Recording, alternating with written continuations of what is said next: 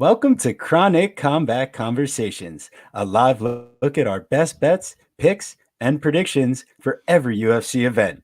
With your hosts, TB Scouting MMA and The Guru back again for UFC 270. Francis Ngannou versus Ciryl Gane for the heavyweight belt. The baddest man on the planet. Two guys, champion versus interim champ. One guy's undefeated. Oh my goodness. And not to mention the trilogy between Brandon Moreno, the Lego Man, and Davidson Figueiredo, the god of war. Man, I mean, everybody was talking like he was the GOAT until he showed up in or maybe didn't show up in Arizona. So seriously, like, what's gonna happen there? It's really anybody's guess. I think the line's super close, or should be closer. What's up, Phil? What's up, Daz Files? What's up, everybody? But most importantly, we have a really special guest in the building. One of the OGs in the MMA Twitter community. So one of these guys that just puts out winning bets week after week, man. Just steady cashing, works even harder. Brady, DFS by the numbers. What is up, my buddy? What is up, guys? Yeah, looking forward to being on here, talking through a banger of a card. I haven't been on another pod in a while, so I mean, it's fun. It's fun going to other pods, and I think it's gonna be a good show tonight. Seriously, thank you so much for blessing us with your presence, man. It's an honor, truly. Dude, no problem. yeah, and the best part, I mean, as you guys see here, I mean, this stat display, as you can tell, was inspired by Wheezy and DFS themselves, and also, just a shout out real quick to my brother, that helped put all this together. So shout out, man. Thanks for helping out with all this. And let's take it right from the top, huh? I mean, in this heavyweight main event between Francis Ngannou and Ciryl Gane, oh my goodness. I mean, I don't think we're going to see the Lewis stare down that we saw with Ngannou. I think we're going to see a banger here. I mean, this fight, I don't think Gane has faced anybody that can, kind of match some of the physical advantages that Gane generally has on his opponents. So I just think as far as a test of physical talents alone, this is going to be the matchup like something we haven't seen recently. I mean, what are you guys thinking here? Guru, get us kicked off, man. Listen, one of the things that it stands out so much on the tape is Gane's hand speed, right? His technical abilities all around, his ability to switch stances, the powerful kicks, his ability to one of the most impressive things I saw in the Derek Lewis fight, which to me is the most similar fight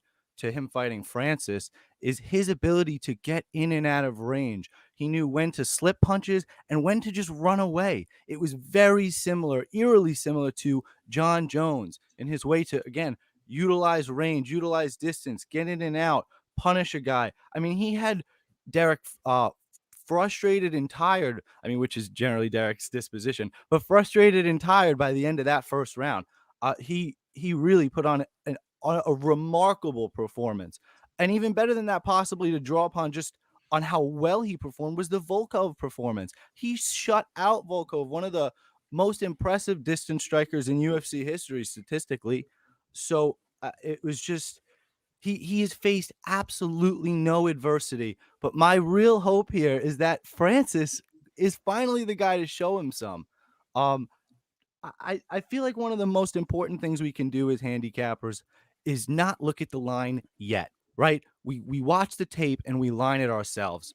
And I got to be honest, it's my how much of a fan I am. Maybe I'm not seeing it clearly. I lined it a coin flip, maybe like 52% Gane, right? Like maybe just a little edge, but I get so caught up in recency bias and Francis maybe not being as around as recently. So I back to coin flip again. So it's like, but so Brady, where are we, man? Can you give us a little hint?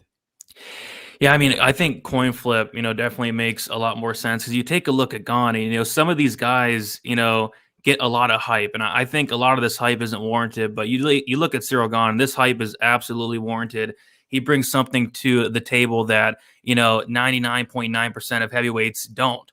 He has great footwork. He has great hand speed, like you said, great movement, great cardio for a heavyweight, great volume, some wrestling, some BJJ. I mean, he's just, if you were to make a perfect fighter for the heavyweight division, it's Ciryl Gane, right? So I think the hype is warranted. I get why a lot of money's coming in on the guy, but, he has a monster, going against him in Francis Ngannou. And Weezy brought up a very interesting stat on Stat Diggers, which kind of shocked me. And that is that Francis Ngannou is landing a knockdown on 4% of every strike he throws. On 4% of the strikes he throws. So, for example, if he's throwing 20 to 25 strikes and lands 25 to 25 strikes, he's landing a knockdown in that span. So, Weezy made a good point there. Like, if Francis Ngannou is going to land volume in this fight, and I think he does, he's going to have opportunities to knock out Ciryl Gane. But like you said, I mean, Ciryl Gane, like in the Rosenstruck fight, the Lewis fight, he does a really good job at, when there's danger, avoiding the danger by, kind of running away, circling out. And we are in the big cage, which I do think that does favor Ciryl Gane there. So, I pick Ciryl Gane. I like Ciryl Gane to win, but, it terrifies me to have a bet at chalk, especially where it's at now, minus 150 on Ciryl Gane, when you have Francis Ngannou that it only literally takes one shot. It doesn't matter how much better Gane is, it takes one shot and he could be out of there. So it's a scary fight, but I like Gane, but I'm not laying minus 150. When it was at minus 110, sure, I was tempted, but where the line's at now, I kind of agree with you. I think it should be lined more towards a pick'em, slight favorite Gane. I was honestly going to say, I was wondering if I was being a little bit of a line snob, because leading up to this fight for weeks, you could have got this fight at pick'em, and I like Gane. All of a sudden, really kind of to start this week, and there he goes. I'm like, well, that's odd. Then you scroll over to one of our favorite pages, Bet MMA, and you're like, okay, well, that's a little lopsided. And then we're coming off the heels of last week's main event.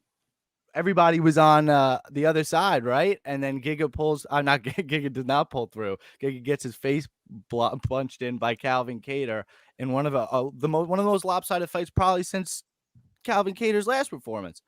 So I think on the heels of that, man, I don't want to go with the public, which clearly seems to be Gane. And honestly, my guy that really kind of pulled me towards, listen, we had a really strong play last week on the over, but my guy that really pulled me over to Kattar that day is on, I believe, Ngannou here as well. TB, am I speaking? Yeah, so let's circle back around here, because every single statistical point that you want to make here, you see so much green on the Gane side. That means he has the advantage in that category.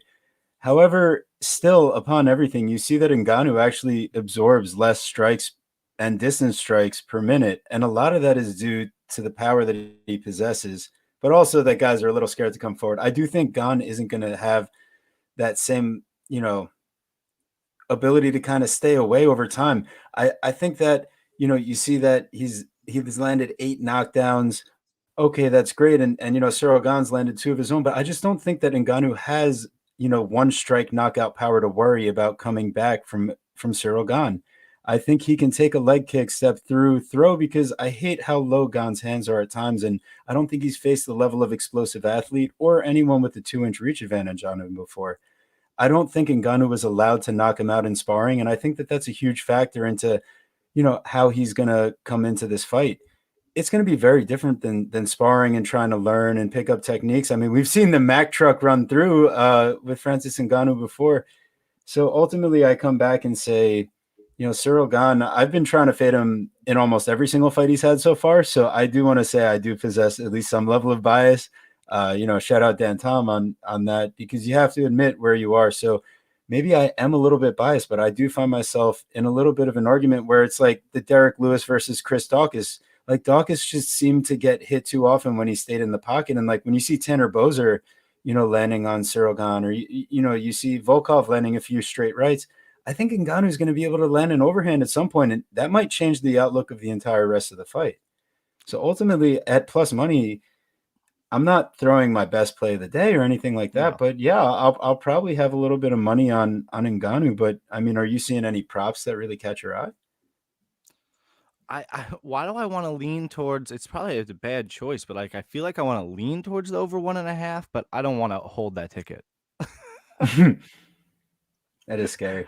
It's really dumb. I really don't like it at the end of the day because no, I this fight just is honestly why to me the prop realistically, and I don't know why it is, but I believe you can get Francis Ngannou by knockout. Yeah, which is exactly you can get Francis Ngannou by knockout higher than his money line. Which I mean, we've seen fights where they line it pretty basically the same thing. I don't think Francis wins a decision, and a submission would just put the MMA world on its head.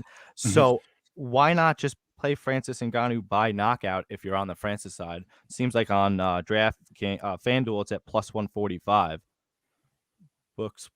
Bookies push Francis to plus 400. Where is Oh, that? Is so that a special? I guess he must have gotten a boost somewhere because Odds you know, boost. obviously we're not seeing that line on DraftKings or FanDuel right now, but yeah, ultimately I don't think I would play a prop on this fight unless it was going to be the Ngannou knockout or gone by decision, because that is ultimately still a possibility, and I just don't think he puts Francis away. But yeah, I do think I am on the Ngannou side. I mean, Brady, do you have any final takes on this fight? No, I think if you like Ngannou, which I'm picking Gon, but this prop really sticks out, and we're talking about a little bit. DraftKings Sportsbook for some reason has Ngannou by KO plus 175, like that.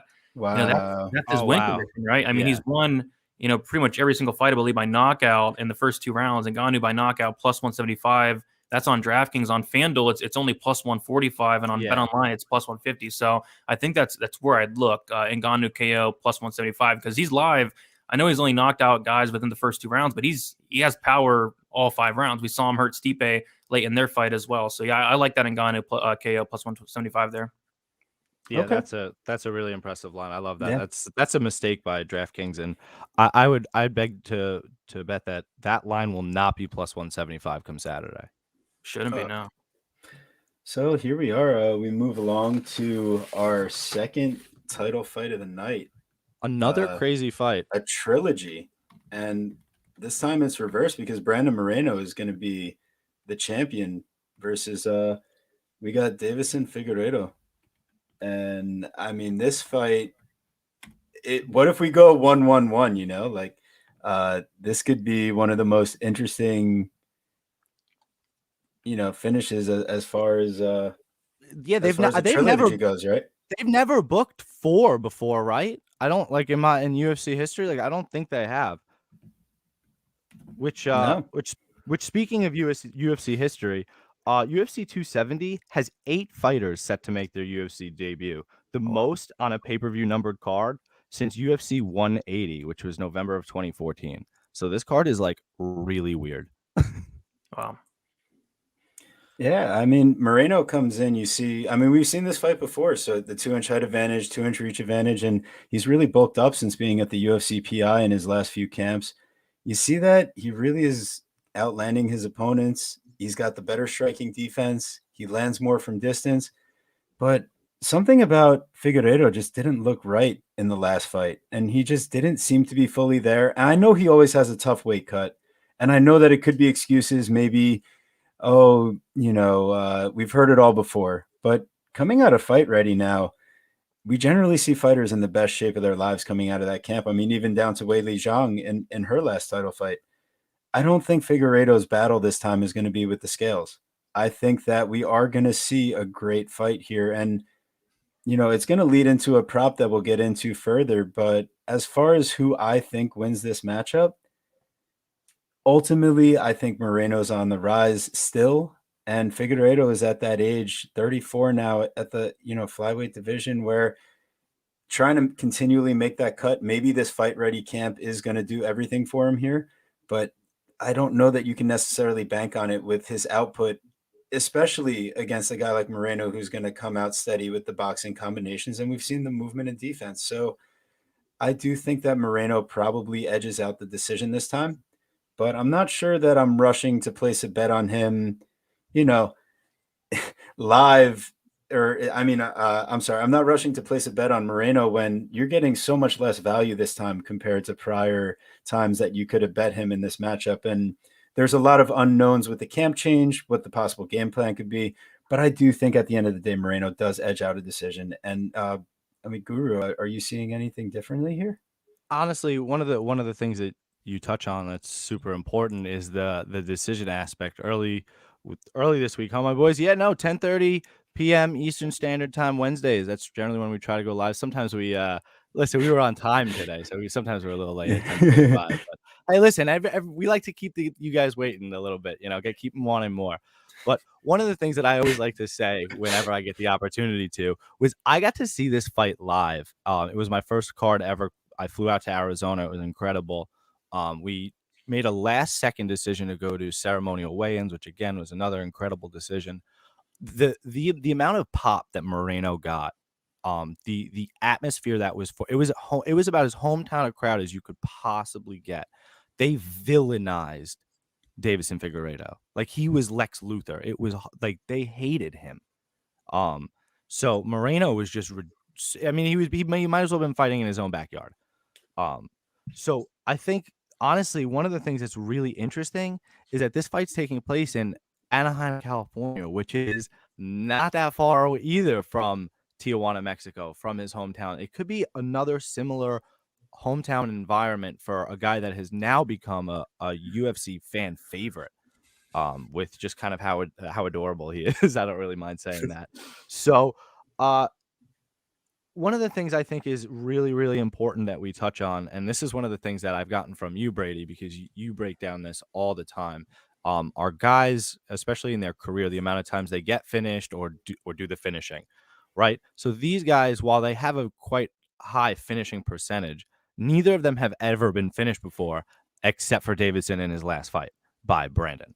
So when we go to this fight, I feel like I don't mind taking another stab at the over here, especially when we're going to get over 3.5, in the title fight. I at least like the fight to start round 4, right? I saw that prop at -120. As long as it still is, I still like that. It's at -135 on DraftKings, and on FanDuel, it is, Well, with that sorry. being said, I mean, as you pull up the line, I'd really like to know, Brady, do you have a specific side that you're -120, heavy on sorry. here? Minus -120 126. still. Okay. -126. Yeah. So I Okay. still like that. All right. So Brady, where are you leaning on this one?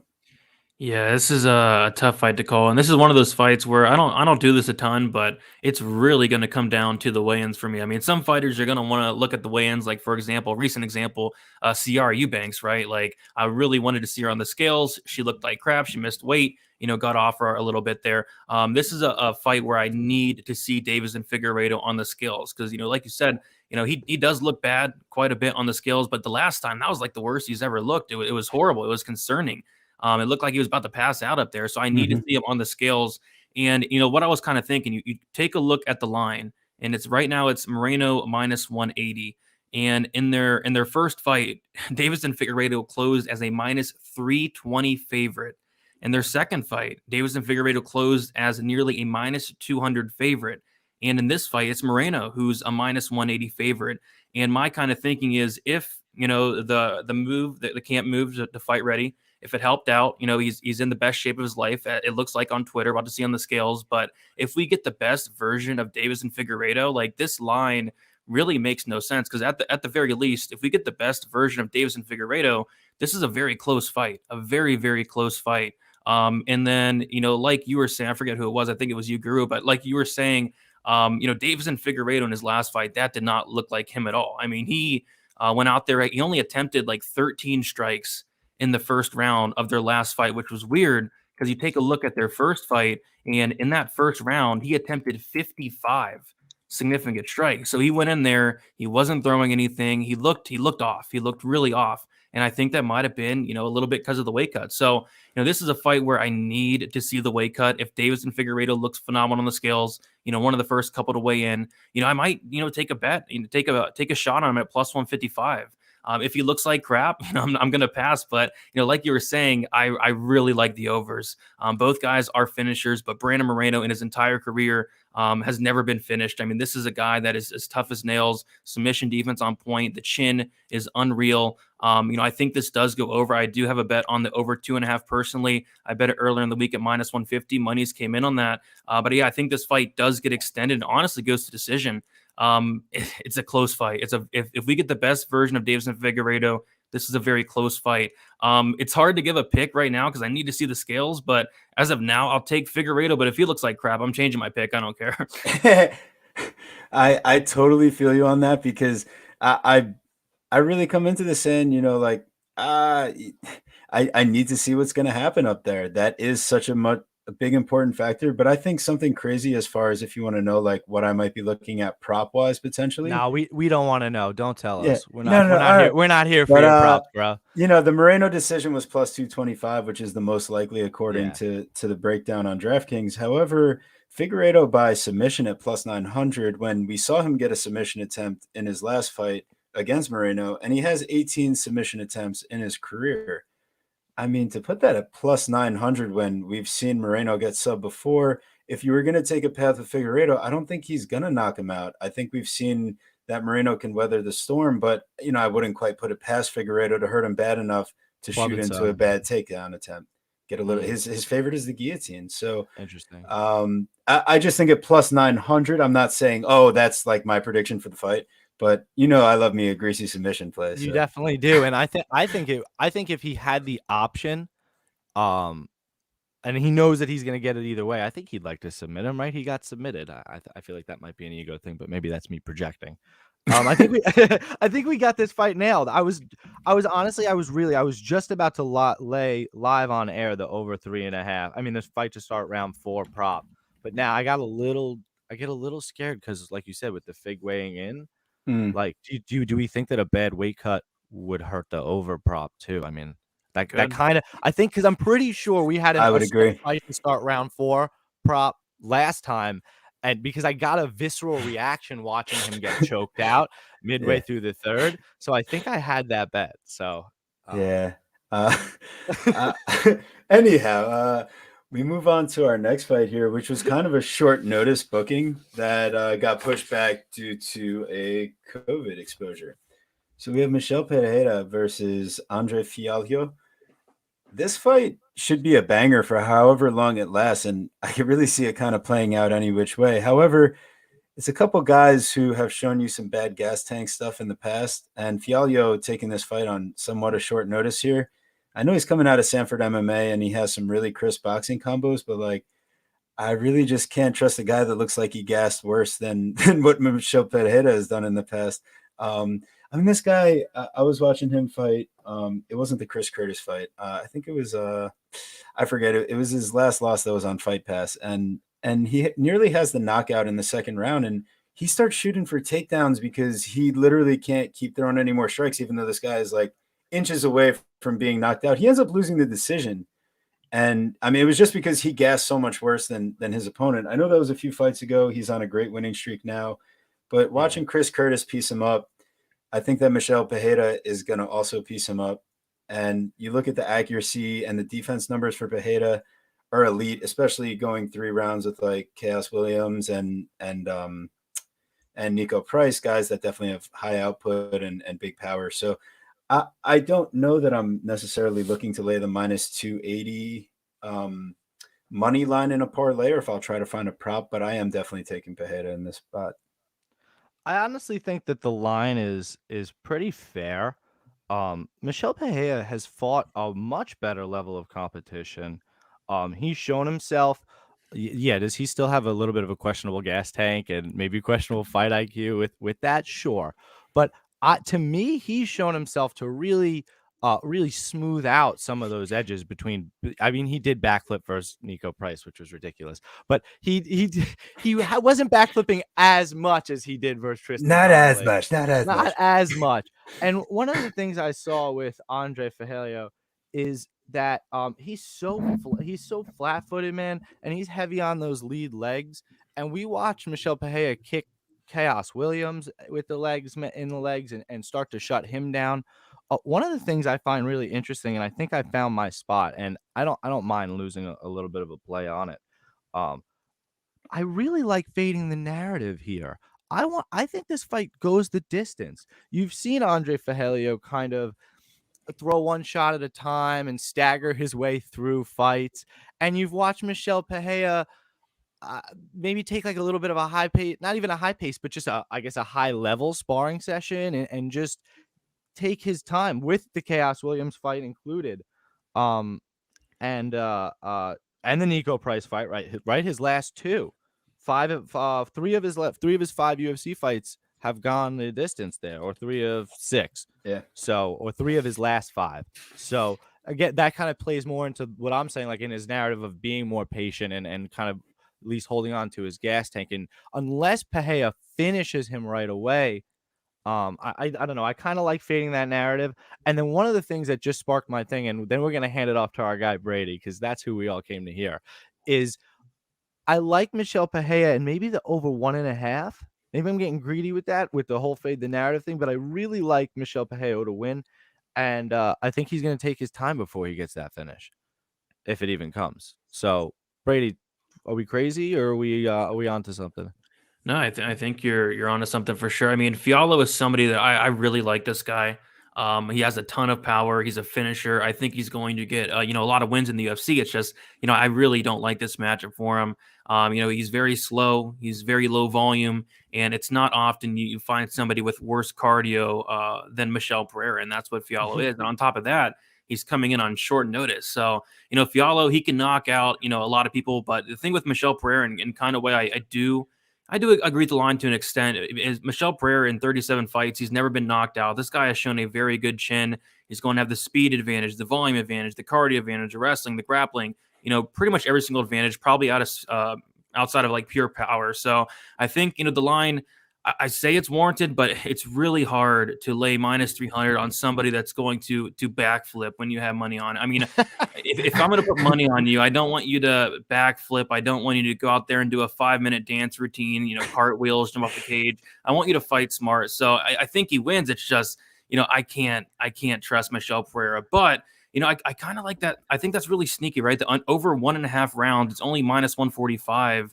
At least on 5 dimes. I'm not sure where it's at on DraftKings, but I think that's pretty sneaky because everybody expects this fight to finish early. But again, Michel Pereira has a very, very good chin. If Fiallo does not finish him early, I can see the fight, definitely slowing down. Michel Pereira doing some backflips here and there. And he's not it looks like he's not going out there and trying to really finish these guys. It looks like he's going out there to put on a show. So I could see this sneak into decision. So I don't hate that look. I think it's pretty sneaky. Yeah, I'm about to do you dirty, dude. Look who it is. It's our Uncle Weezy. Look who it is. Stopping by. Hey, Uncle Weezy. DraftKings has it plus 105. What up, Uncle Weezy? Well, I don't know what he said because I was busy pulling it up. He said, what's good, fellas? You guys' spreadsheet game is on point. Big ups. Big ups. We got to get Uncle Weezy back in here soon. Thanks for stopping by, buddy. But seriously, Michael Pereira, and over 1.5 plus 105. Getting that. Is it really? Is it seriously? Yeah, plus 105. Yes, on DraftKings. I think we hit that right now, huh? I'm playing it right now. That's like the fight parlay. That's like the new favorite play for the Chronic Combat Conversation show is the fighter parlay of. We did Piotr Jan and over 2.5, right? That was our other one that we loved. Oh my goodness! We've had a lot of plays where it's like it's going to be a good fight, but you also know who's going to win, and doing those fighter parlays on DraftKings have been fucking awesome. They have, man. They really have been helpful. I think I will throw that down as well. I mean, I'm throwing that down. One. I'm literally doing that live. So we'll have to, at least a unit or two. I mean, it doesn't make sense because the over 2.5 rounds on most books is like only plus 10, plus 120. So it's plus 160, plus 165. That's not. I mean, that's crazy. That's nuts. Yeah. And again, and honestly, I don't think it will become Friday or Saturday. I think the line will shift. Yeah. I think it'll be closer to minus 115, minus 120, like you're saying. Wow. Yeah. So these are the things that we look for on Chronic Combat Conversations. And I'm starting to hear something over here. I think our first. I don't know. Was that a seal dying? What is that? Yeah. That was. I think it was a beached whale. We got our first dog barking over here. Oh, We that's got what it was. Cody Stamann versus Said Nurmagomedov. Guys, we're not getting this is more like the striking cousin of the Nurmagomedov clan, it seems. Yes. Yes, Mark Striegel ended up getting ground and pounded, but I just looking at Into the oblivion. stats, I don't know. yeah, looking I at don't the even know if stats he's overall, it's just like you just see Cody Stamann has all the numbers as far as the takedowns go, and maybe we just haven't seen Nurmagomedov really, commit to the game plan. But going 1 of 13 so far in the UFC, whereas Cody Stamann's 24 of 54. If we're going to talk about a guy that'll stick to a game plan, that's great. But oh man, I'm a little nervous about what might happen if this fight plays out at distance. So, is the dog barking here, Guru? Are you hearing any beach seals or whales anywhere? Listen, I was trying to get on my boy Saeed, right? Who doesn't like a nice strong parlay piece? Um, I felt that Cody Stamann, man, I don't know who he pissed off, or like maybe he slept with like Sean Shelby's wife. I don't know what's going on, but they've given him a murderer's row of wrestler after wrestler, like just tough competition too. Not just wrestlers, like some of the best, right? Merab Dvalishvili, right? Unbelievable. At least, I mean, maybe not one of the most technical strikers, but is going to sit there and brawl with you. He's going to make you punish, grind for every single position. Jimmy Rivera, okay? Going to make you grind for every single position. Brian Kelleher, we just watched him work really hard against Kroom, a guy way too big for him. Song Yadong, a draw with him that he probably should have won, and right, and then Song Yadong has looked incredible since his probably his last loss. He's looked great. Mm. His last loss, other than, I mean, he loses to Jimmy Rivera, but has a good fight. Loses to Valishvili and loses to Aljamain Sterling, right? So who's the fake champ? Um, I just This is the first striker, like explosive striker, you're seeing him fight in a long time. So that in itself kind of worries me, but he's never been knocked out in his MMA career. So I'm not necessarily worried about his chin. He's tough. I've watched him. He doesn't necessarily have the greatest head movement, so he does get tagged a little bit more than I'd like. But as this guy throws his dumb spinning shit and his kicks, he's going to catch his leg and put him on the mat. And he's going to do it over and over again. If he doesn't get it, guess what he's going to do? He's going to go after it again. And if he doesn't get it, he's going to go after it again. And if he gets up, he's going to go after it again because he's relentless. And I don't know what Saeed looks like when he fights a wrestler. Because when you look at who Saeed Nurmagomedov has fought, right? He's fought Mark Striegel, who is fringe whether he should be in the UFC or not. An incredible fight with Ronnie Barcelos, who was one of the most well-rounded older mixed martial artists in the UFC. He hurts Ricardo Ramos to the body brutally. But what's Ramos? A striker. And Justin Scoggins. I mean, is he still in the UFC? I don't know who that is. So a little bit to be seen for Saeed. And even worse is that I would have loved to see him versus Jack Shore. And didn't he pull out? He pulls out. So I don't know why exactly he pulled out, but that's not good. And now we finally see him 13 months later against a guy that we know is going to come to fucking fight for our money, man. So I'm going to side with the dog because I think that there's a mismatch in the I guess in the matchmaking. Brady, what do you think, man? This is a very, very close fight, and in a very, very close fight, why not take the big plus money? I mean, Cody Stamann right now on FanDuel Sportsbook or DraftKings Sportsbook plus 170 looks like one of the best prices across the market. I actually do have a bet on this fight, and it's going to be Cody Stamann by decision at plus Wow. 270 on FanDuel. The reason being is, again, I think it's going to be a very close fight. Obviously, if this is striking for 15 minutes, it's going to be Syed all day. He's going to be the way better striker. He's long, he's lengthy, he's going to have a height and reach advantage. But, this is a MMA fight, so we're going to get some wrestling mixed in as well. I just feel like Cody Stamann can make this a very, very close fight, mixing in the takedowns. And you talked about the career of Nurmagomedov a little bit in the UFC, and Mark Striegel, probably doesn't belong in the UFC, gets knocked out right away. Ricardo Ramos didn't even try to take him down, gets knocked out. Barcelos did have some success in terms of the wrestling and the grappling, was able to take his back standing, was able to take him down in the second and third round, get some control time.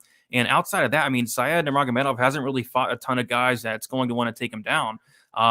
So I think it's a close fight. I like the striking of Syed. I think Syed's going to have the striking advantage, but I just feel like Stamen is going to come in here and fight smart. He always does. He has great fight IQ. Take this guy down early and often and make it a close fight. So I think the line's off. And then especially at the decision prop, because we know Cody Stamen's not finishing anybody, plus 270. I did take a small poke on that. All right. Can we see the banner? Can we see the banner? I need the banner. I need it. I think I think it's the spot. I think it is.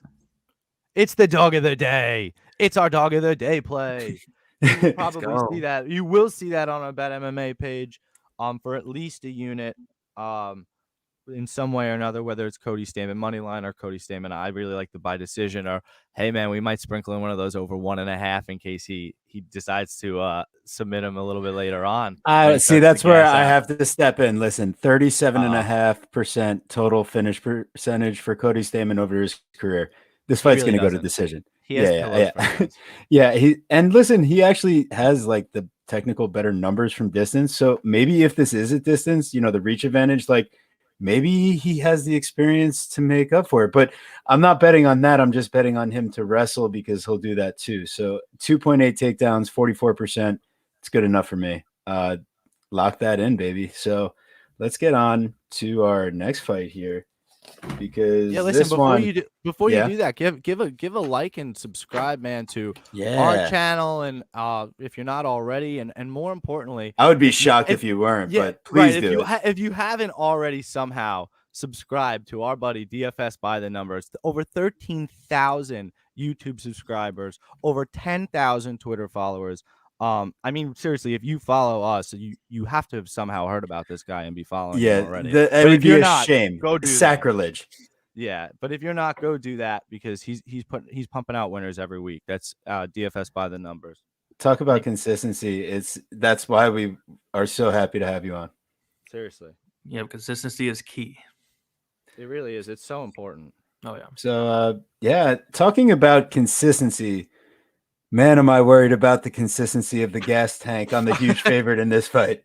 Rodolfo Vieira, we meet again, my old friend, versus Wellington Turman. Now, you may hear some inherent bias on this side.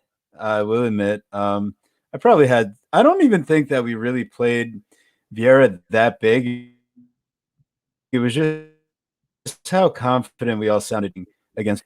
Just watching that fight, okay, it happened once, all that stuff. Then you see him come out against Dustin Stoltzfus, and like the fact that Paul Felder sounded so scared for where that man's like mental health was at after the second round on the stool, like that was extremely concerning. And I was like, why are you guys not showing this to me on ESPN as you're showing me some like random commercials as I pay for your service? Show me the corner work. So we didn't really see it, but anyways, Paul Felder getting extremely distraught over where Vieira is, and our best friend Dustin Stoltzfus, also the gasser, decided, okay, you're going to start shooting for takedowns on me at this point. Like, all right. I guess I'll let that happen. But I just don't trust Rodolfo Vieira as a minus over 200 anything at this point against a fellow black belt. I mean, he might be the black belt hunter or whatever he calls himself, but at this point, I've seen him get guys into deep submission attempts and not finish them on multiple occasions in the octagon. He has technically only 3 attempts, but we've seen him get into many more positions where you would think he's threatening something, and he's just not able to secure it. I really think the striking aspect of MMA continues to be a difficulty for anyone that can provide some resistance. Wellington Turman just went 3 rounds with Sam Alvey, who is extremely low output, but he does provide, some check hooks and at least a lot of durability. And you saw Turman come out aggressive, throwing strikes. It was something of a step in the right direction after getting knocked out cold in his last two matchups. So Wellington Turman, can we trust you here with your chin? And can we trust your defensive grappling to take you at plus 185. Guru, is that something that you might be thinking about? It just, the whole fight makes me so nauseous to try to think about. Um, it really does, because at the end of the day, it's like Wellington Turman got brutally ground and pounded by Bruno Silva. I mean, the way he violently went to sleep. Sean, what's up, buddy? Good to see you, man. Happy to see you here, bud. One of the things the way he went to sleep was so bad. Maybe it was just the angle. Oh God, it was so violent. And then the way he beats Sam Alvey, he gets two back. Well, I've never even seen it before. He gets two back-to-back, like, immediate point deductions, and what could be on some people's scorecard a 10-7 round, which you never see, and still somehow after the 2-point deductions squeaks away with a win versus Sam Alvey. It's just not the kind of guy you can bet. And then when you look at the other side of that cage, I picked Dustin Stoltzfus over Rodolfo Vieira, just because I felt like it was a dog shot, and why not? Because you can't trust Vieira at those spots, and you really can't. So I think at the end of the day, the fight's just not going to go the distance, which is super chalky at minus 310. So who wants to play that? I don't know. It's a pass. It's a pass. I lean Vieira with a pass. That's really boring, but do you have something fun for us, DFS? Not really. I mean, I taped this fight. It was like the third fight I taped on this card a couple weeks ago. And, like you said earlier, you do your research and then you look at the line. And I did my research and I was expecting it to be, pretty closely lined. And then I look and I see Vieira minus 170. And that's what I thought I saw. And I look again, I'm like, it's minus 270. And I'm like, what? I wouldn't even lay minus 170 on this guy, let alone minus 270. The line's coming in a little bit, minus 205 on Bet Online, minus 225 DraftKings. I still wouldn't bet it there. I mean, this is a guy that I cannot trust. The cardio is a big issue. If he doesn't get you out of there early, we saw what could have happened, what could happen in that Fluffy Hernandez fight. And it's not like, Turman's some bum in terms of the grappling. He's a legit BJJ black belt. It's just Vieira is definitely going to have the advantage here. I guess what it comes down to is what game plan is Vieira going to come in with? Is he going to come in there like he has in the past, try to take down Turman early and often in the first round, try to submit him? If he does, he does. If he doesn't, he could be in trouble. Or is he going to come in like he did in the Stoltzfus fight in his last fight? And in that first round, he attempted 0 takedowns. In the second round, he did attempt one and get that one. But, in that Stoltzfus fight, he kind of went with a different game plan that he's been known for throughout his career. And if he does that, I do like his chances a little bit more, but you can't lay minus 200 on Rodolfo. You can't do it. You can't do it. So if anything, it would be a dog or pass. But I'm not betting Turman either. So I'm not betting a side on this one. Honestly, what I just found that gets me super excited. I believe Wellington Turman has, what is it? He has 7 career wins by submission, right? So it's actually the most frequent way that he does win a fight.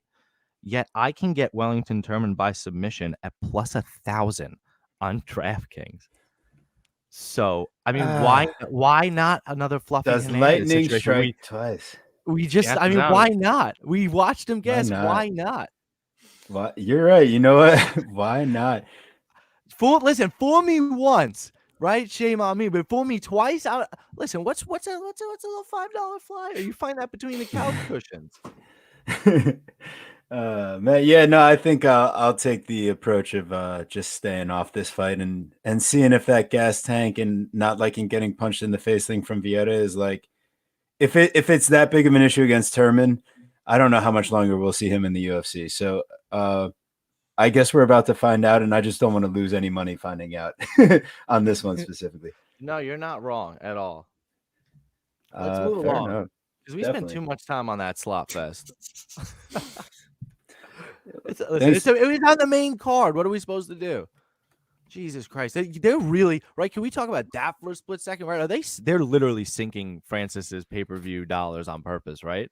Like this is egregious.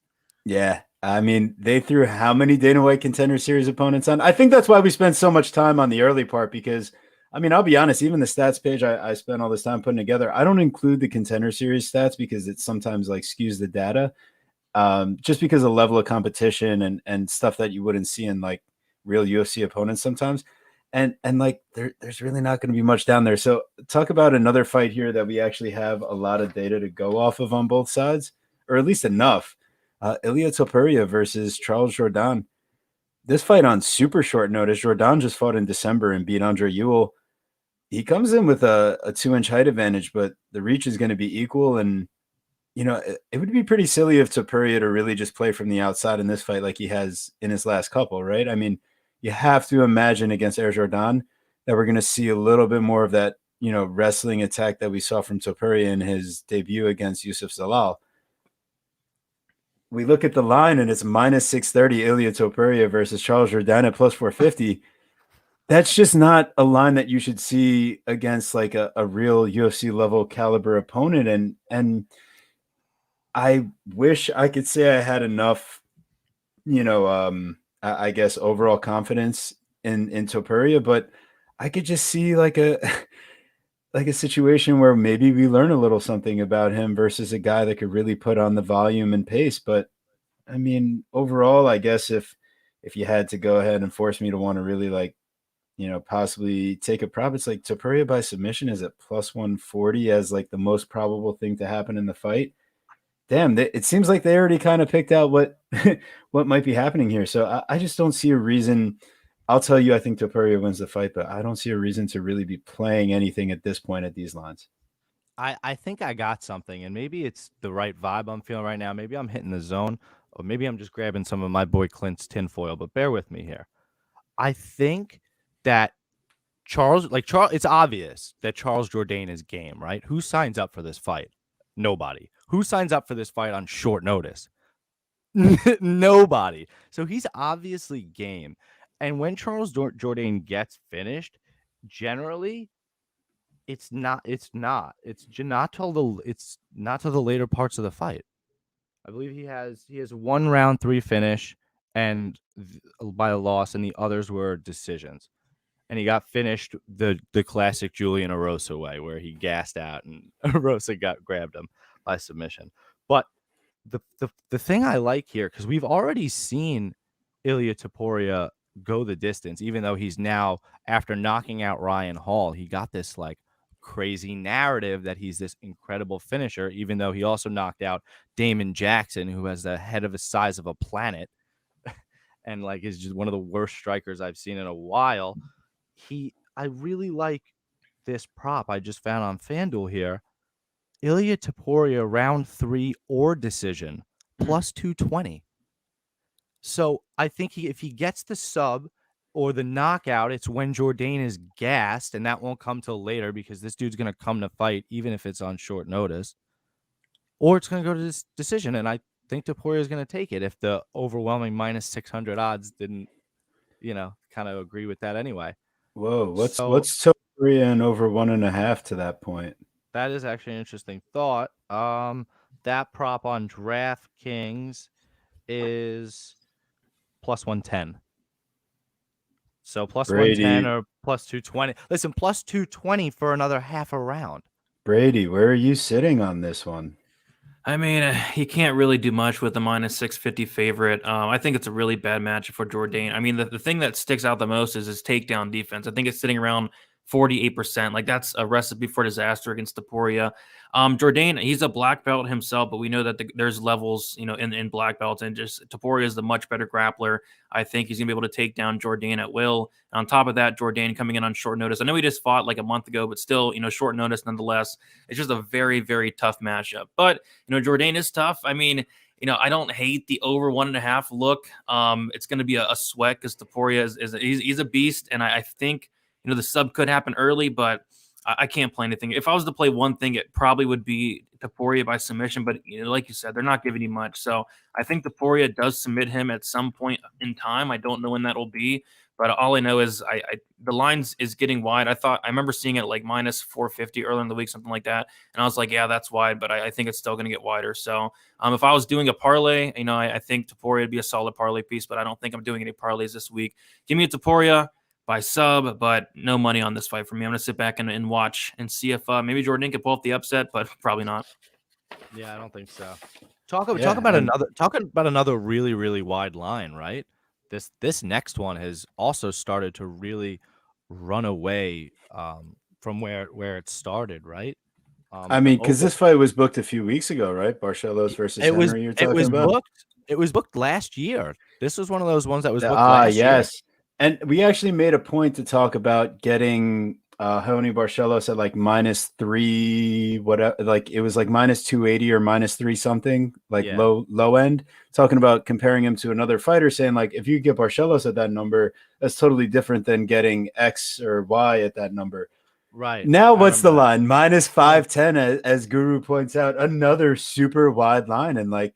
It's Yeah, nuts. I mean that's probably what happens, but am I gonna sit there with a ticket on a -510? Probably not, right? I mean, Guru, are you finding any other prop angles here that you're like you're really digging?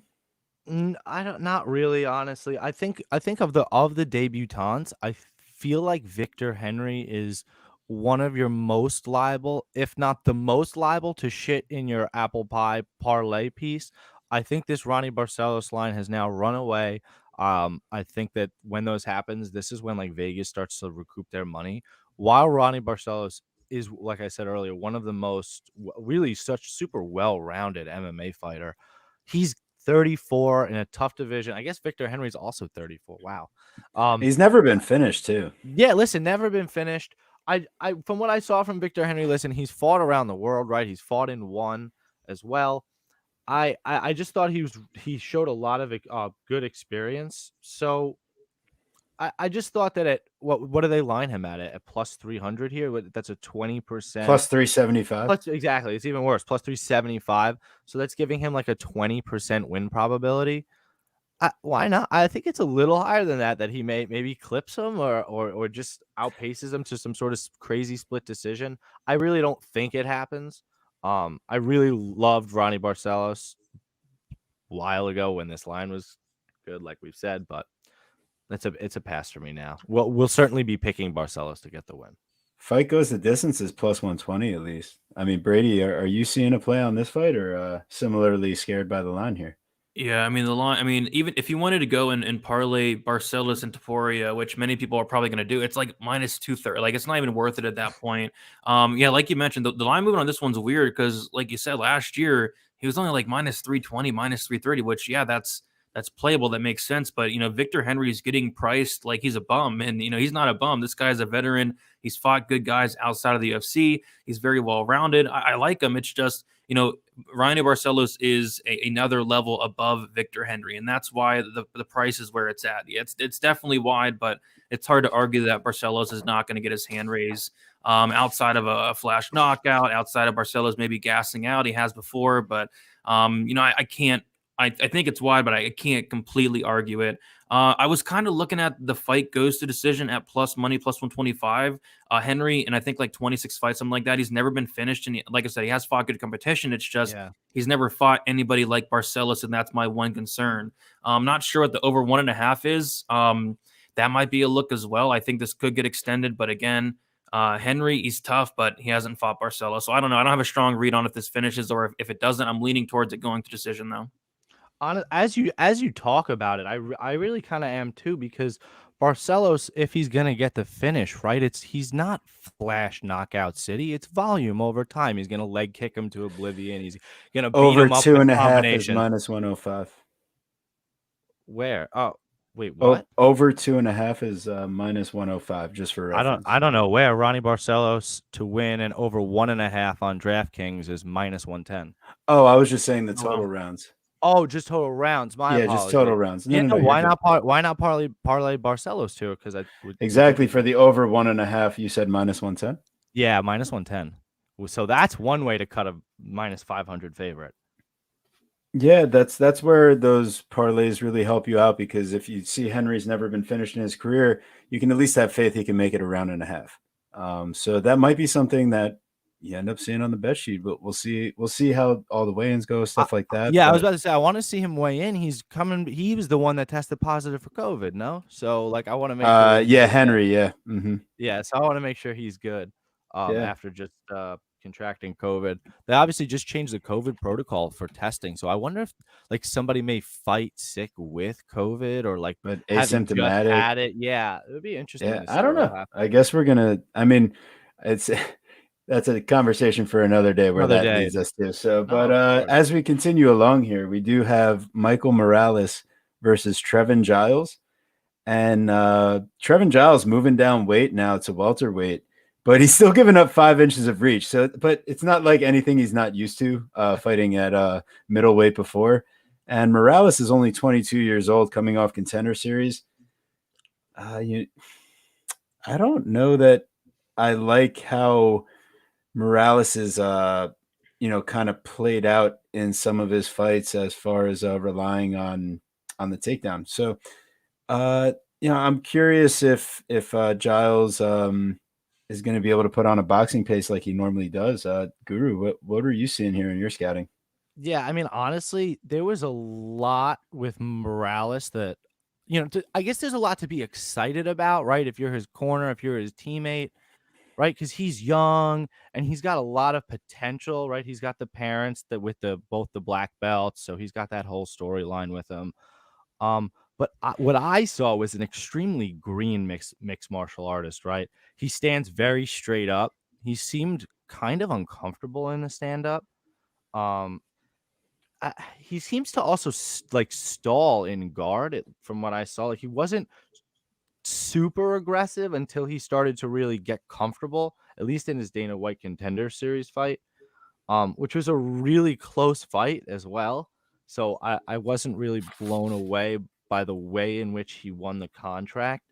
Um, this is one of those spots where you see Trevin Giles, who, as long as he's in good shape, has a good weight cut, right?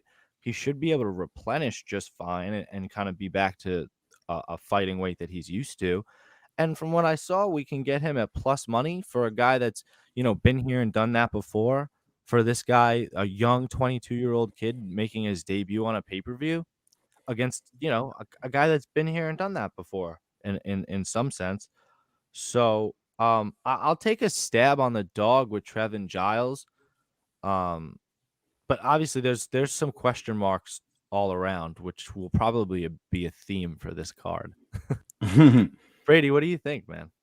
Yeah, these last couple fights, I mean, they're just so sketchy. I mean, this one especially, like, going into 2022, you have your New Year's resolutions, all that good stuff. One thing I wanted to do in 2022, I want to avoid fighters with, bad fight IQ. I want to avoid fighters with bad gas tanks, and it just so happens Trevin Giles has both those things. We've seen him slow down in the past, and this guy, probably has one of the most questionable fight IQs I've ever seen. So this is a clear pass for me. Giles is a very popular dog, and it all makes sense. Like, this guy has fought the much better competition. And I like his skill set a lot. I really like Trevin Giles' skill set. Great boxing, great jab. A BJJ black belt, I believe. He's very strong. Great takedown defense, great wrestling when he wants to use it. He's a very good fighter. It's just I can't get behind a guy with, again, no cardio, no fight IQ, and on top of that, he is cutting down to 170. So that scares me as well. I want to see Giles on the scales. I'm not going to bet it, but I get it. I get why people are on Giles. I just don't want to do it personally because I could see him going out here and doing something stupid like in the Mearshart fight where he engaged in the grappling with Mearshart, and like that's literally the one thing you should have not have done. And he wanted to engage in the grappling and got submitted. So I could see him doing something stupid here, but yeah. He probably should win the fight. It's just I can't get there personally. I do feel like I agree overall that I see Giles as the more likely fighter to win.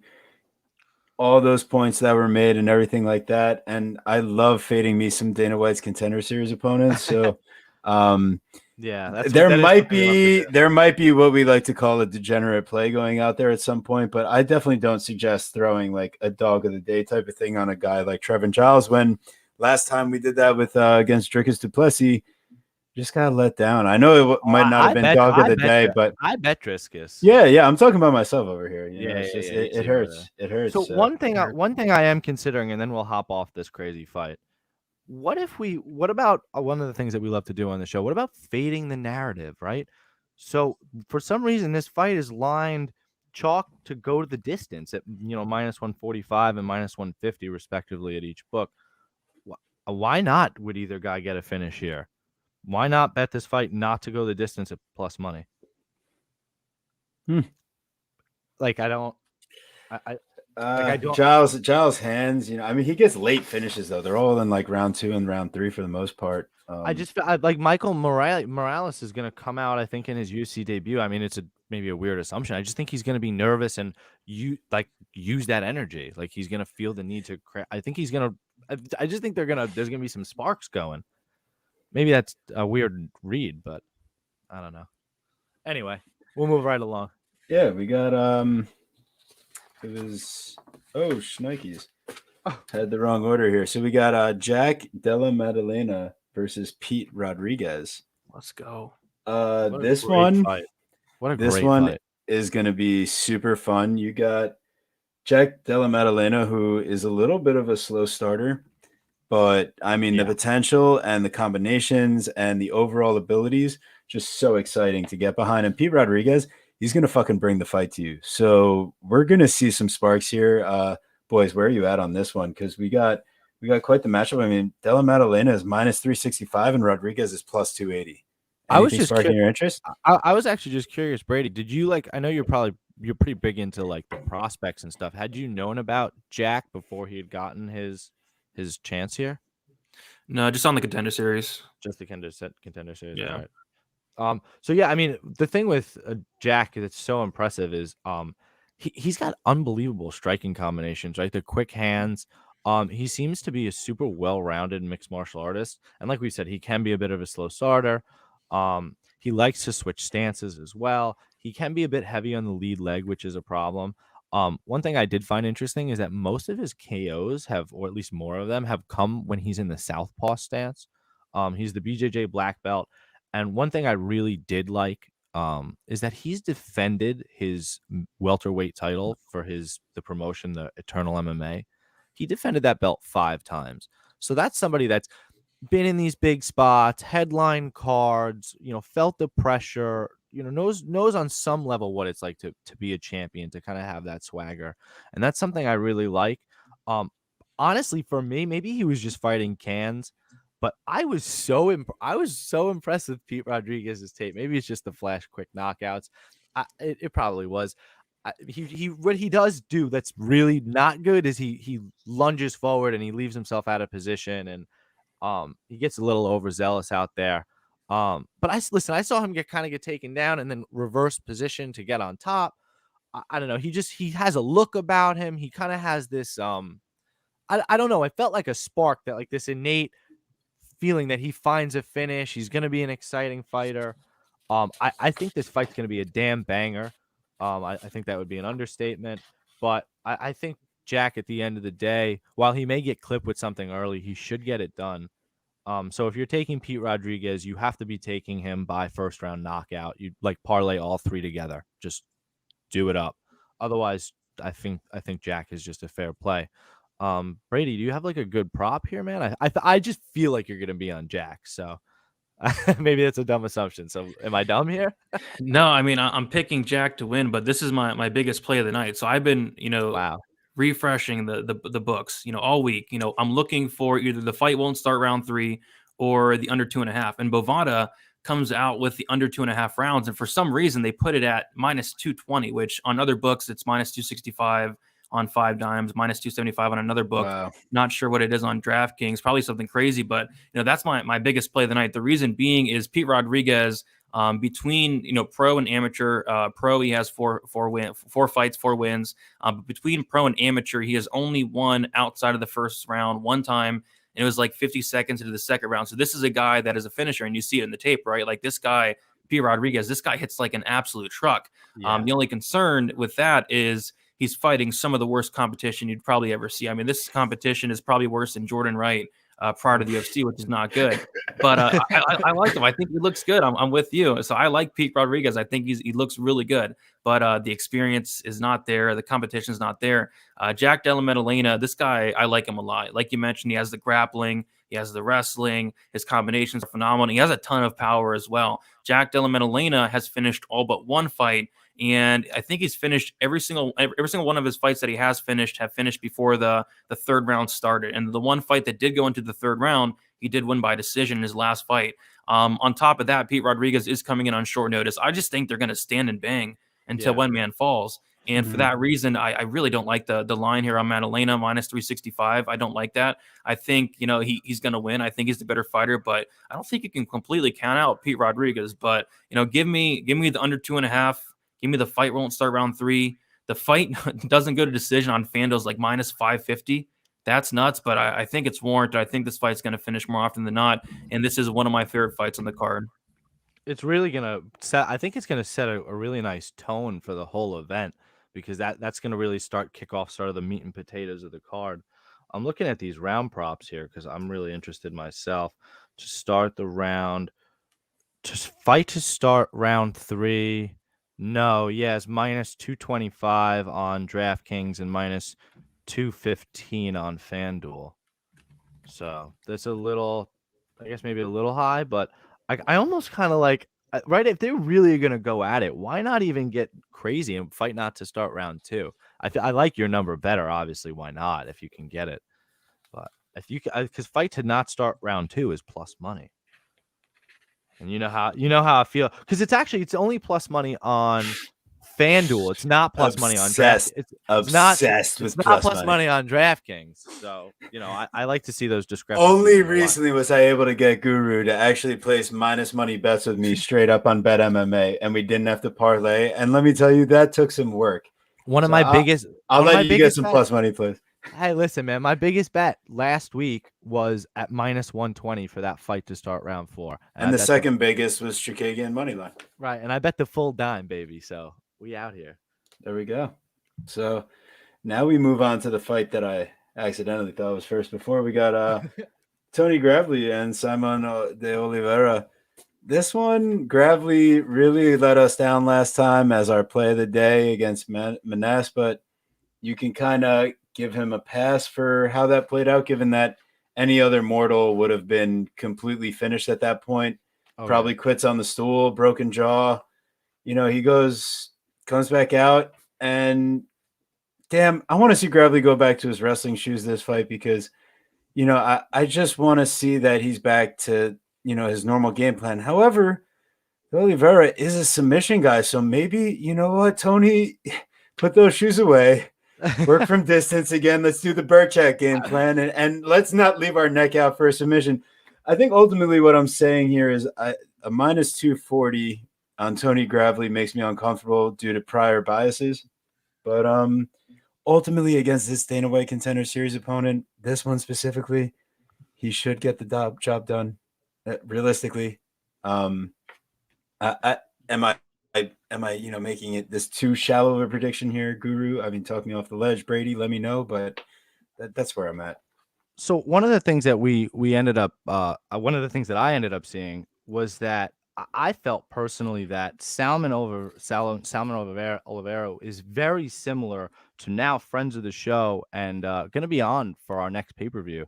Nate Maness, 3-0 in the UFC, is going to be on, and so one of the things, I think he had a very similar body style and fight style to Salmon Oliveira. The only difference is that Nate Maness has the striking, has the power issue, right? The KO, the fear of the KO there. Whereas Salmon is much more the submission artist, like you were saying. So I think that pressure with the striking won't necessarily be there the same way. I feel like this is like one of those, why don't you get another try at this? You know what I'm saying? Take another chance here. So they give him somebody, I think, that's very similar, but maybe doesn't have that, again, like I said, same level of KO threat. So I think I like Tony Gravely to dominate in whichever way he decides to see fit. And as long as he keeps his game plan and keeps his cardio going, I think he avenges himself. What do you think here, Brady? Yeah, I mean, I want to bet Tony Gravely at this line. I mean, I feel like this line could look like a steal by the time the fight's over. The problem with Tony Gravely is this is a guy that's been finished 6 times. And Oliveira, although he hasn't fought the best competition, he's a finisher. I think he has like an 89% finish rate. He's dangerous on the feet. He's very dangerous on the mat. and he's very active off his back as well. And we've seen Tony Gravely get submitted 5 times. You know, it's Oof. by good opponents, but still, I mean, just that's in the back of my head. Like, he's going to be Yeah. going for takedowns. Oliveira has a good guillotine. Like, it's terrifying, especially when considering laying minus 240. So I like Gravely to win. I don't know if I'm going to bet him there, but I saw an interesting stat that I looked up. Tony Gravely in his last 12 fights, 11 have finished inside the distance, which is pretty crazy. And again, you have Oliveira, who's an absolute finisher, and Oliveira has not been finished before. And I think that's why we might be getting a discount on this fight doesn't go. Gravely, I think he can knock this guy out. I mean, I don't like the striking defense of Oliveira, and we know that Gravely hits very, very hard. I think Gravely can knock him out. And on the flip side, there's no question that I think Oliveira could potentially submit Gravely. So I kind of like the fight doesn't go at plus money. Again, like Gravely's fights are finishing quite a bit, especially in the last few years. So I think that's kind of sneaky. But as far as betting Tony Gravely, putting him in a parlay, I don't feel completely comfortable because of how dangerous Oliveira is. Yeah, I couldn't agree with you more. The whole fight is super sketchy. You didn't really have a favorite play though, right? Like a prop or nothing, right? For probably not. I mean, inside the DFS distance. sounds like he's on the inside the distance. Inside the there. distance. At the Yeah. plus money would be the biggest look. Me, Yeah. I'm just sketched off the whole experience, but I totally understand the angle on that play, and I might end up, come around to it. But I was looking to get sneaky and maybe Oliveira by submission, but they're only giving us plus 550. Yeah, I thought plus 550. I guess that's it's not high. It's not the worst cash out, but I guess you're looking for a little bit steeper. Especially, I mean, they must be somewhat on him being submitted 5 times. I feel like that's like almost egregious though. Yeah. That they've still even left it that high. Yeah. And especially some of the gas tank issues. I just don't know that the pace gets pushed like that in that fight. And here we on to another exciting matchup here that got rebooked, pushed down the line. Silvana Gomez Juarez versus Vanessa Thermopolis. And you ever hear that saying, kick the can down the road? I mean, listen, this fight, you got one of Moreno's teammates coming in, entering gym. I know Morales is also fighting out of there, and another one of our friends coming up fighting out of there. But I mean, Thermopolis has only been at the fight game a few years, but now she's fighting out of Fight Ready. I need to fix that because now she's in the best shape of her life and, training with the team down there with Cejudo and all. But I mean, realistically, Thermopolis is a punching bag if she doesn't get the grappling going. And while she has the durability, she's shown that she can take a bunch of punches to the face. I just don't think that she's aggressive enough with the wrestling to show her grappling advantage unless Silvana Gomez Juarez for some reason decides to initiate that part of her game herself. But I don't see that happening. I don't see myself betting on this fight, even though Gomez Juarez is the underdog, and that's kind of who I lean towards. But ultimately, to me, I'm just saying, please stay away. Just don't do it. Yeah, I mean, listen, I've been a fan personally of Vanessa Thermopolis since her barn burner fight with Lupi Godinez for the Invicta title there. That was a really impressive fight. Well, by impressive, I mean entertaining. And so maybe I'm being a little bit of a line snob, but when this fight was originally booked, and you still probably could have had it when it was rebooked, you could have Vanessa Thermopolis at plus money, at plus 100. And now that line has flipped to like Vanessa at like minus one. What is it? Minus 150 or minus 135? Where is she at? Minus 135 on DraftKings. Yeah, and minus 150 on FanDuel. Exactly. So it's now way too high. So if you for some reason like Vanessa Thermopolis, all that value is gone. And I don't know. Juarez has looked like she got beat up so bad by Lupi. She looked like she took like Lupi took her lunch money, man. It was so bad. She just got brutalized. So I don't necessarily think that Vanessa has not only the same grappling as Lupi, but I mean, maybe like one strike power. I feel like if Vanessa does for some reason get the finish, it will be volume over time. But I don't know. I haven't seen much out of Silvana. That's usually the type of spot I like to pick a fighter because her last fight, right? She can't, her performance in this fight can't possibly be any worse than her last fight. Like it can't be. So she has to come out and do something at least a little bit better. Brady, what do you think here, man? Yeah, the thing with Thermopolis, her grappling is phenomenal. That's her bread and butter. I think she's either a brown belt or a black belt, but her grappling is really good. The problem with her is she can't really get it there. I mean, her wrestling's not great. And on top of that, she doesn't try takedowns as much as you really like to see if you're laying chalk on her. But she does do other things. She flops to her back. She pulls guard.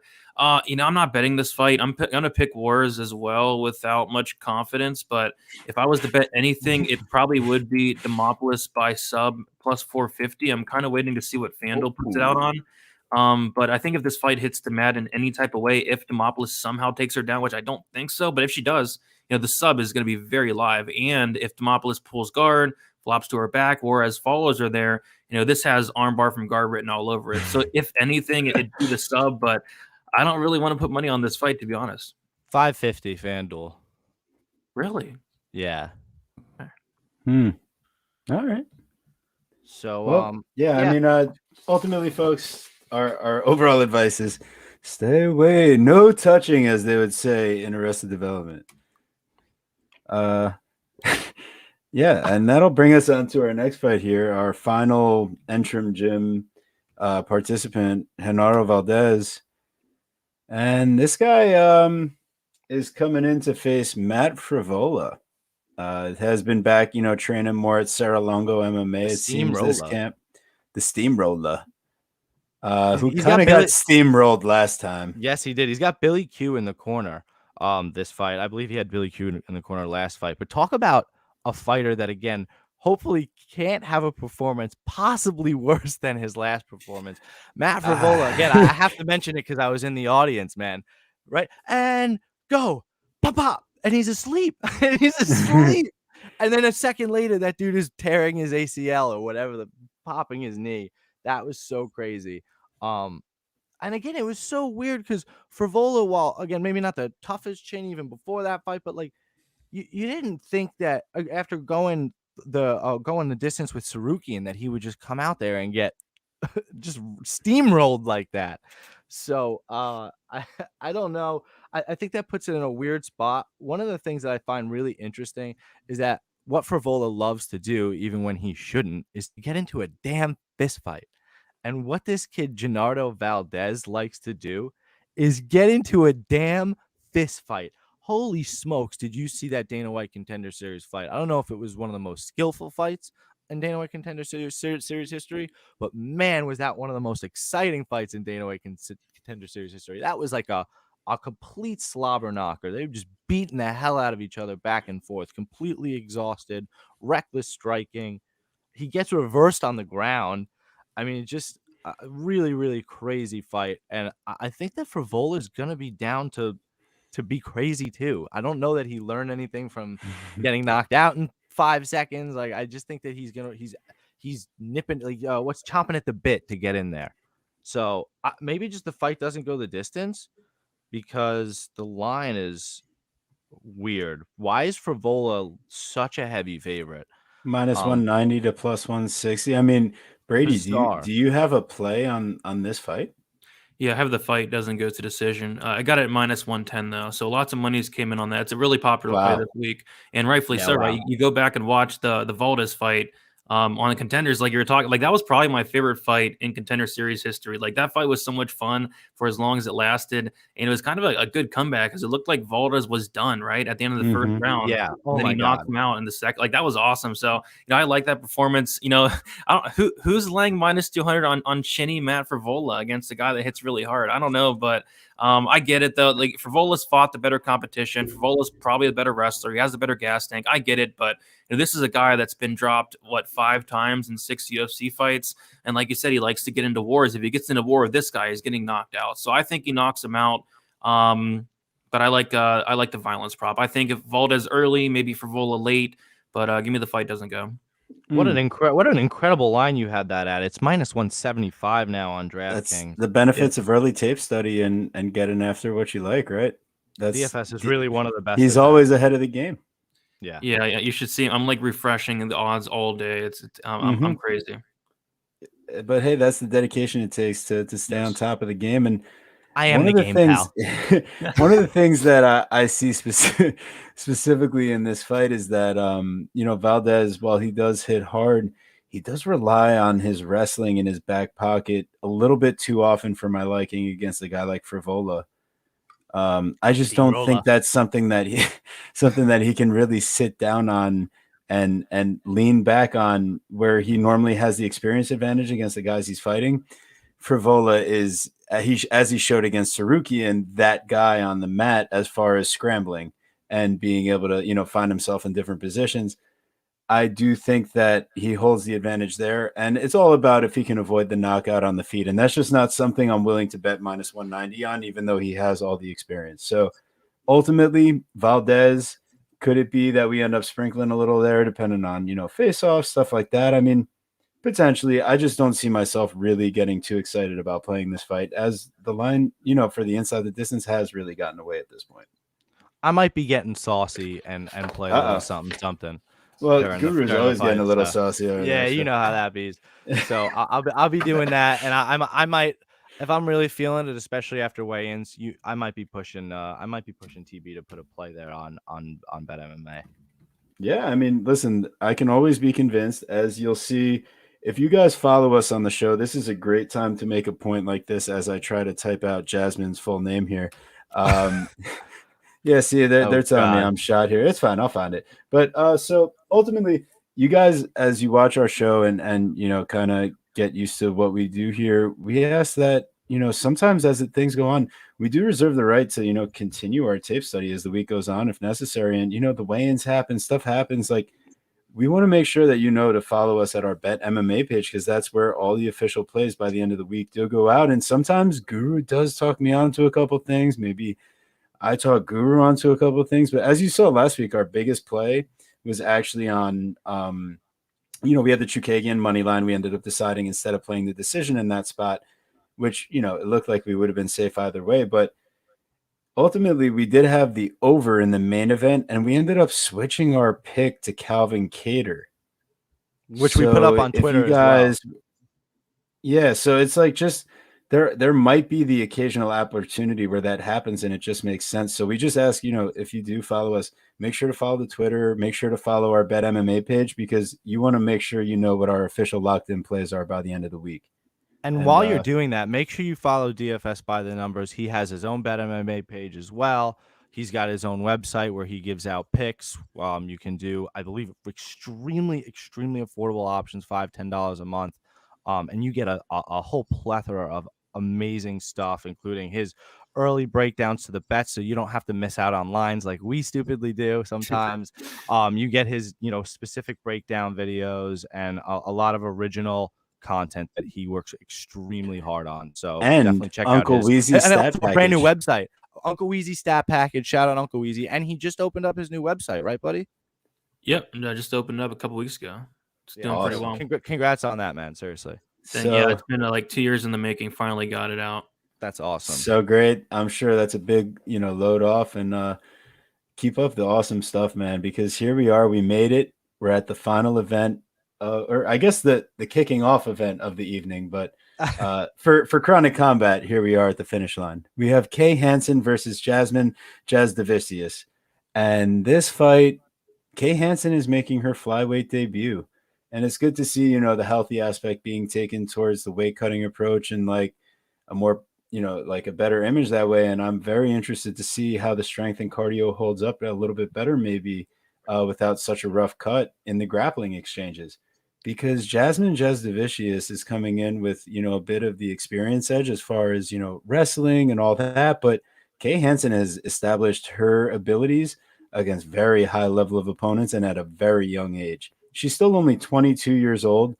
And let's just say Jasmine Davisius does have a 5-inch reach advantage, but she does not look like she has a 5-inch reach advantage when she fights anybody. I mean, it's like straight up, I feel like she's generally getting the distance close on her when she's not threatening with the level changes. And I also just don't trust the cardio overall.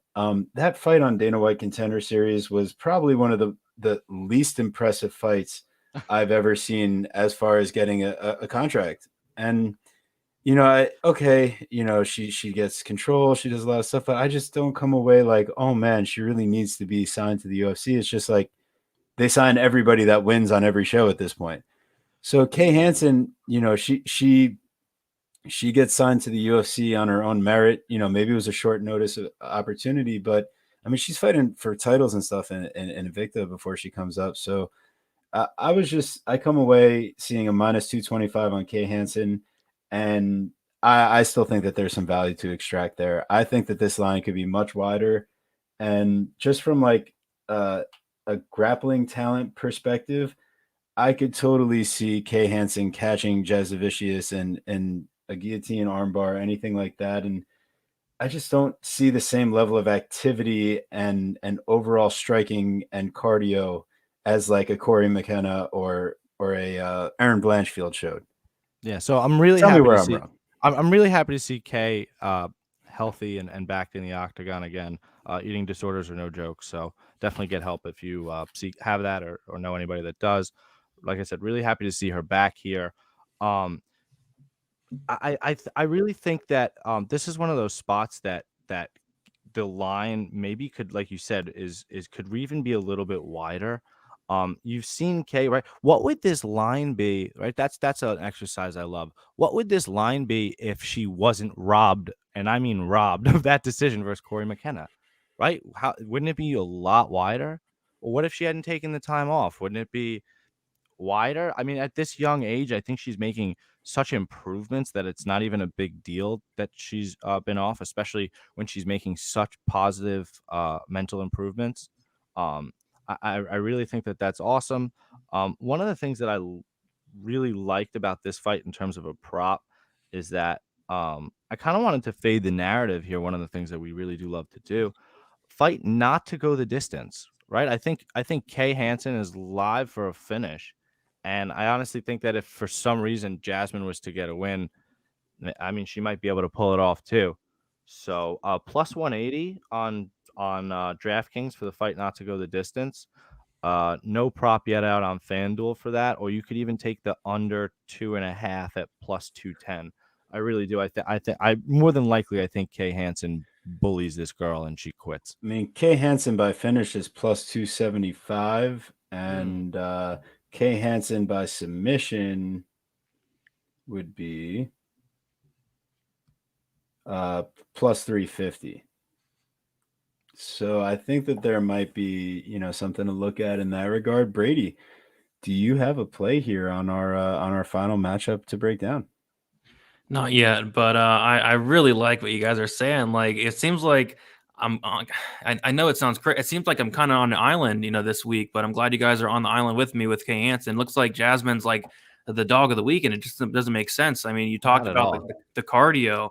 It's horrible. The cardio is very bad. She slows down in every fight.